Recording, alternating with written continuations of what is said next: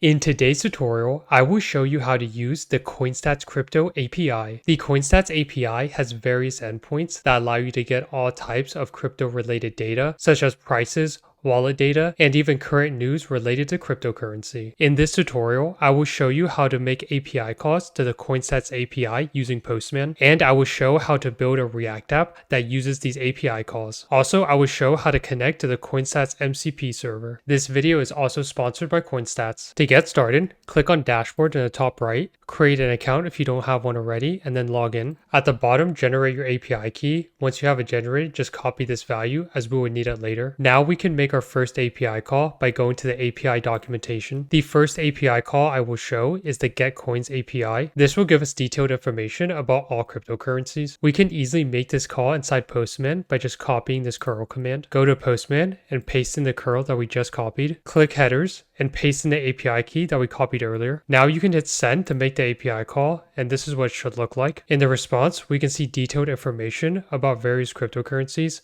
such as like the price, the symbol, and everything else that you see here. The next API call I will show is how to get detailed information about a specific cryptocurrency. Just like before, we can copy this curl command and paste into Postman. In this example, it defaulted to Bitcoin, but you can change this for any cryptocurrency you want. Now we can make this API call by hitting send. Looking at the response, we can now see detailed information about Bitcoin. The next API call I will show is how to get recent cryptocurrency related news. Going back to the documentation, this is the get news endpoint. We can copy the curl and just import it into Postman. Hit send. Looking at the response, we can see things like the source, the title, and a link to the actual article. The next API call I will show is the Get Wallet Balance API. This will allow us to easily get cryptocurrency balances for any blockchain wallet. Copy the curl, open Postman. The first parameter is address, and just type in the value of the wallet address. The second parameter is the type of blockchain you want to use, just specify it here. After that, hit send, and this is what the response should look like. We can see the different cryptocurrencies that this wallet holds, and other things like the amount of crypto, the price, the symbol, and all the other values that you see here. The next API call I will show is the Get Wallet DeFi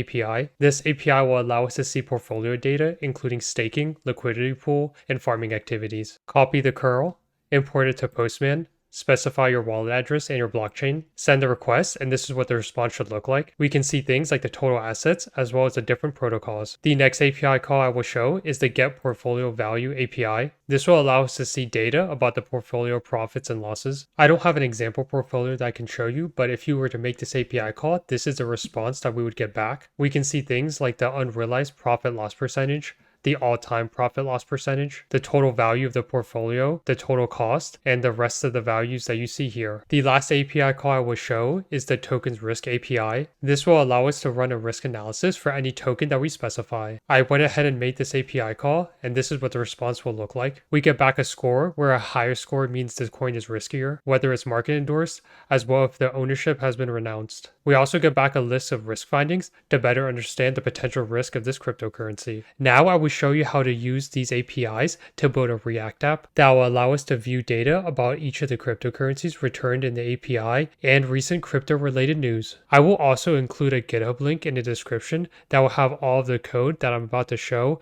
and the prompt that I used to generate this React app. To get started, I will switch to VS Code. Also, I will be using Claude to build this project, and this is the prompt that I'm using. The beginning of this prompt will tell Claude to use Vite to build the React app and to also use Tailwind and React Router and Axios to make API calls. In this section, I described the design aesthetic that I want for this React app. For the first page, I specified that we want to hit this endpoint to get information about cryptocurrency. I also specified that I want to show 15 different currencies per page and to add pagination. In the second page, I will display crypto related news by making an API call to this endpoint that I showed earlier. And here I specified the UI that I want each news article to be displayed as. In this last section, I'm specifying that I want to use a .env file to store my API key. Also, I want to use Tailwind, and I want to make sure that the app is using actual data from the API and not any placeholder data. I copied this prompt into Claude and this is what the final result will look like. This page will show us all of the top cryptocurrencies, and for each coin we can see things like the current price, the market cap, and the trading volume in the past 24 hours. Scrolling down, we can click next to see the next 15 cryptocurrencies that we get back from the API, and we can even filter by name or symbol. So for example, if I type in Litecoin,